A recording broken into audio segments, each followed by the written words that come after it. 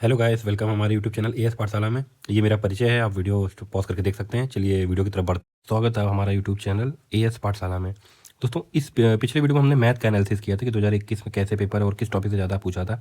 आज के वीडियो में हम लोग लॉ और कॉन्स्टिट्यूशनल एक्ट्स को एनालाइज करेंगे। ठीक है, तो देखिए, दो हिस्सों में पेपर को आप बांट सकते हैं जो जीएस वाला पेपर है। एक की बाकी जीके जो भी है प्लस एक्ट्स, जितने एक्ट्स हो गए वो। अब देखिए, डिस्ट्रीब्यूशन कैसे होता है, रफली 30 सवाल इससे और 10 सवाल इससे पूछता है। ठीक, अब इस 10 सवाल में आपका सिलेबस बहुत वाइड है, जैसे लैंडमार्क जजमेंट्स, ठीक, आईपीसी, अब तो खैर भारतीय बीएनएस हो गया, फिर बीएनएसएस, ठीक है, जो सीआरपीसी था पहले, RTI act, human right, dowry protection, ठीक है, फिर NSA act, IT act 2000 and information technology act 2000, income tax act, motor vehicle act, ठीक है, इन्वायरमेंट के जितने भी हैं, फिर लैंड रिफॉर्म एक्ट। मतलब देख रहे हैं कि 10 क्वेश्चन के लिए उससे ज़्यादा तो सिलेबस है। ठीक, यानी आप तो एक बात समझ पा रहे होंगे कि सबको हमें डिटेल में नहीं पढ़ना।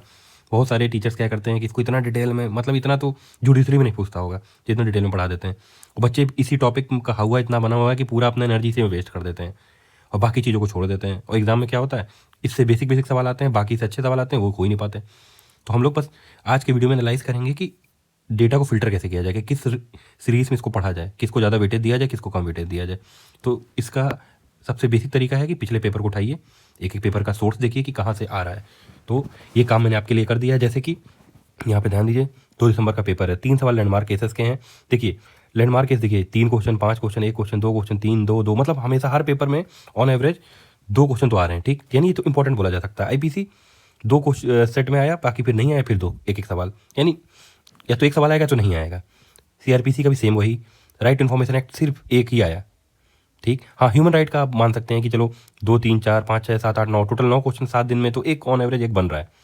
ठीक है, एनएसए एक्ट एक एक एक, यानी हर दिन एक सवाल आ जा रहा है। ठीक है, प्रिवेंशन ऑफ करप्शन एक्ट किसी किसी दिन पूछा गया, बाकी दिन नहीं पूछा गया। हाँ, आईटी एक्ट पूछा गया, मोटर व्हीकल पूछा गया, तो मोटर व्हीकल को थोड़ा बहुत मैं इंपॉर्टेंस दे देता हूँ। ऐसे लैंड रिफॉर्म एक्ट, यानी एक क्वेश्चन पक्का आना है। बाकी कुछ टॉपिक ऐसे हैं जिसमें आप श्योर ही नहीं हो कि आपके शिफ्ट में पेपर आएगा कि नहीं आएगा, तो क्या पहले हमको उसको पढ़ना चाहिए? नहीं। तो अगर आप मुझसे पूछोगे कि किस ऑर्डर में पढ़ाई करनी है, तो मैं प्रीवियस ईयर के एनालिसिस के हिसाब से आपको बताता हूँ। सबसे पहले जितने भी लैंडमार्क जजमेंट्स हैं, ठीक,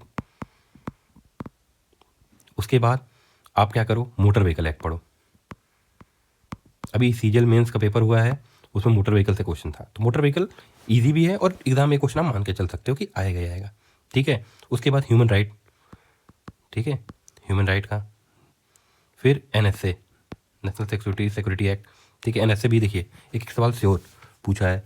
बाकी इनकम टैक्स इतना बड़ा है, अगर आप पढ़ने बैठ जाओगे ना तो आप कुछ और नहीं पढ़ पाओगे, तो इन सबको पहले नहीं। हाँ, पीआईएल से एक सवाल पूछा है, ठीक है, ये पहले आपके सीक्वेंस होने चाहिए, इनको जल्दी जल्दी ख़त्म कर दें। फिर आप भारतीय न्यायिक संहिता का इंपॉर्टेंट टाइटल चैप्टर देख लेना है। ठीक है, फिर सीआरपीसी में भी वही चीज़ है, मतलब सॉरी, भारतीय न्यायिक सुरक्षा संहिता से बेसिक चीज़ें हमें देखनी है। ये सीक्वेंस चलेगा, तो प्रायोरिटी 1 2 3 4 5 6, इस प्रायोरिटी में आपको चलना है। ठीक है, बाकी इस चैनल पर हम जो एग्ज़ाम रिलेवेंट है उससे रिलेटेड कंटेंट बनाएंगे कि जिससे का टाइम वेस्ट ना हो। सॉरी दोस्तों, ठीक है। अब आते हैं बाकी 30 क्वेश्चन के बारे में। ये तो बाकी 10 कहाँ से आने हैं ये हमने देख लिया। ठीक, अब बाकी कहाँ से आएंगे वो देखते हैं। देखो, अब बाकी 30 सवाल में सबसे आप इंपॉर्टेंट देख सकते हैं पॉलिटी, 10 से 11 सवाल सीधे पॉलिटी आ रहा है। ठीक, तो सबसे ज़्यादा वेटेज किसको देना है? पॉलिटी को देना है। किसको देना है? पॉलिटी को देना है। ठीक, फिर आप देख सकते हो इकोनॉमिक्स में स्कीम भी पूछ रहा है और 5 ईयर प्लान, इस टाइप के जो स्टैटिक चीज़ें इकोनॉमिक्स की वही हैं। ठीक, फिर क्या इंपॉर्टेंट है? हाँ, स्टैटिक। अब अच्छा, यहाँ पे स्टैटिक, यूपी स्टैटिक, मतलब यूपी से रिलेटेड जो कुछ चीज़ें हैं वो ज़्यादा पूछी हैं, इंडिया से रिलेटेड नहीं पूछी हैं। तो ये सीक्वेंस हो गया। साइंस से 2 सवाल है, कंप्यूटर से 2 से 3 सवाल है, तो साइंस और कंप्यूटर को मैं एक ही ब्रैकेट में रख दूँ। ठीक, अब देखिए, एंशियंट से कुछ नहीं पूछा है, तो एंशियंट को पढ़ने मत लग जाइए, नहीं तो पूरा समय इसी में वेस्ट हो जाएगा, कोई आएगा भी नहीं। एंशियंट को बाद में देख लेना है। ठीक है, मेडिवल्स में कुछ नहीं। हाँ, फिर मॉडर्न है, मॉडर्न आप पढ़ लीजिए। ठीक है, मॉडर्न हो गया। लास्ट में क्या कहते हैं, आपके पास टाइम बचता है तो ज्योग्राफी और मेडिवल पढ़ लीजिए, कामर का।